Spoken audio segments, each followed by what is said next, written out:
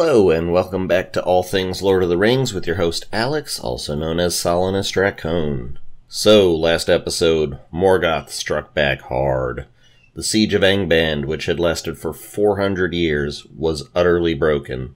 The Noldor forces were shattered, the humans had lost some of their greatest heroes, the sons of Fëanor had gotten scattered to the winds, and Fingolfin, the king of the Noldor and Beleriand, died in mortal combat against Morgoth. Basically, bad times. Now, for about 2 years after Dagor Bragollach, the Noldor still managed to defend the western pass near the mouth of the river Sirion, because that water was filled with the power of Ulmo, with mists and confusion for the enemies. The Isle of Sirion stood there, and upon it was a fortress called Minas Tirith. I know that name sounds awful familiar, doesn't it? Well, just like with Boromir, the humans of the Third Ages kind of recycled some of the names from the First Age, so this is the OG Minas Tirith.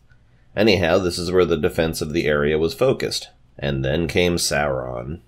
Back in those days, Sauron was much worse than you or I would remember him from our adventures in the Third Age. Let's be clear, Sauron never became outright harmless, at least not until the One Ring was destroyed, but he was much worse back in the First Age. As I've stated before, an Ainu loses some of their power forever once it's been spent. This of course means two things. One, that what they are able to do with the remainder of their power is lesser because they have less power, and two, they can't pull the same trick twice. Yavanna was still powerful, but she couldn't make new trees ever again, for instance. So this is Sauron before he spent a lot of his energy in dominance and so on. Even Morgoth, as powerful as he was, had spent so much of this power that an elf, great king though he was, but still just an elf, was able to permanently wound the Dark Lord. Sauron had not fallen nearly this far.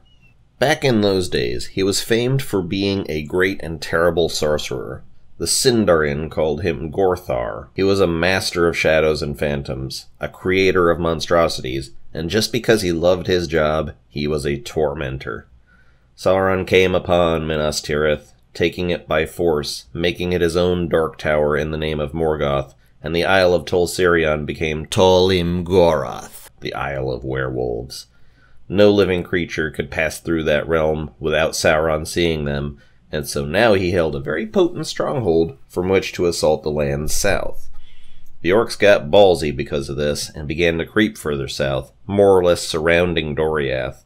And as orcs will do, they terrorized all living things. They took a lot of captives from the Noldor and Sindar, enslaving them in the service of Morgoth, and Morgidoodle set out a lot more spies in disguise to sow fear in the hearts of all from within, to turn the people against their kings. There's going to be quite a bit more about Sauron in the next video, however, so let's move on. Morgoth's fear campaign was fairly successful. The now well-known kinslaying at Alqualande did a lot to make people believe that their lords were indeed capable of greed and base treachery. The Noldor were very afraid of this spying. They knew that anyone who was captured by Morgoth was bound to his will. So any of the Noldor whom Morgoth did allow to leave, under the illusion of escape, got no welcome in their homelands. Sucks for them, but you can understand why they wouldn't be trusted.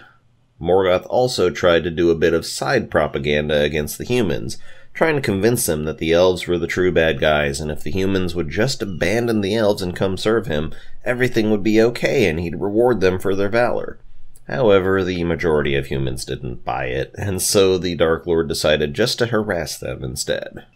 It's about this time that some new humans arrived in Beleriand. These were called the Swarthy Men because they had darker skin and squatter builds. They were related to the Easterlings, whom Sauron used to bolster his army in the Third Age.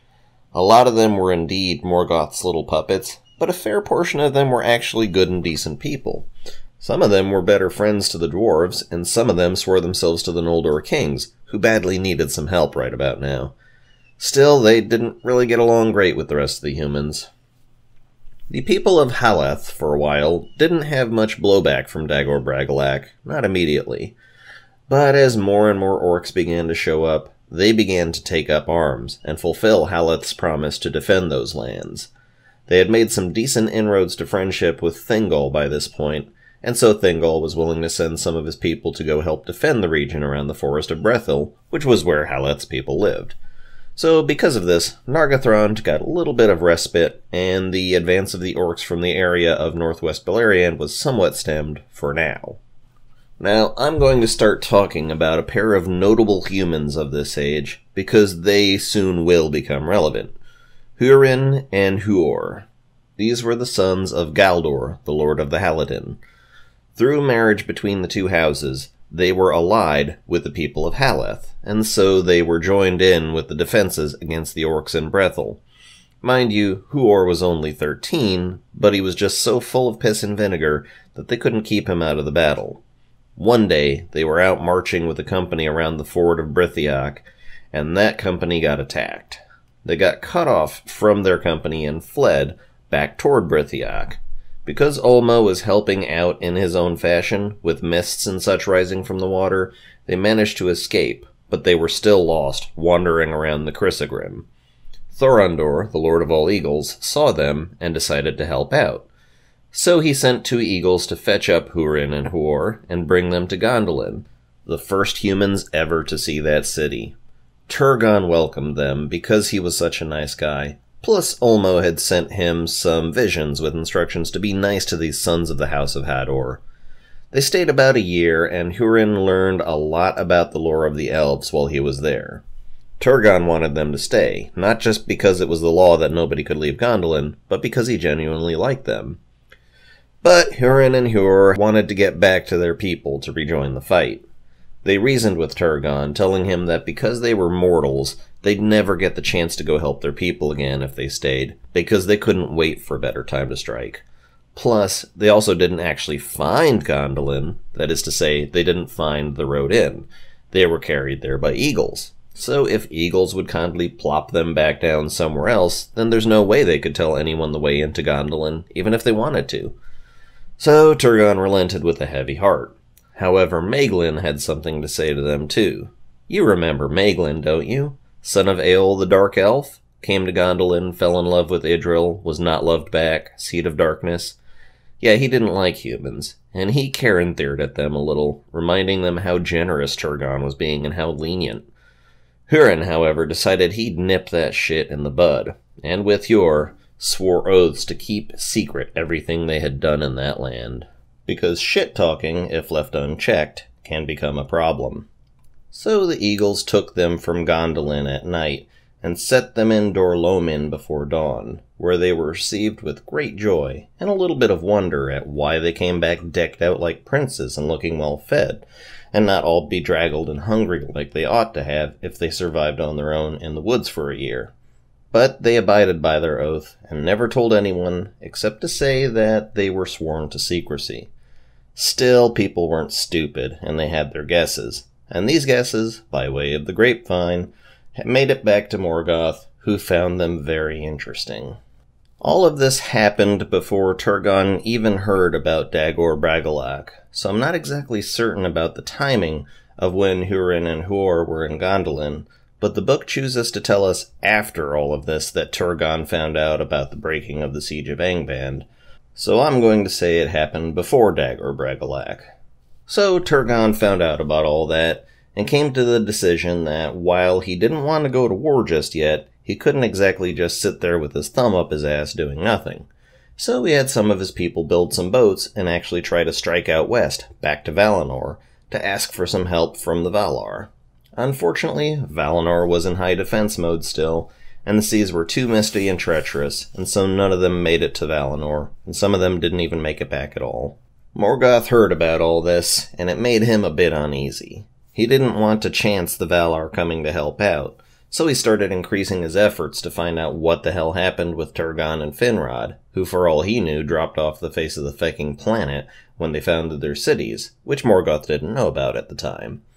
He had underestimated how hard the Noldor and the humans would fight back, and as much victory as he gained, he also saw how his enemies were coming around.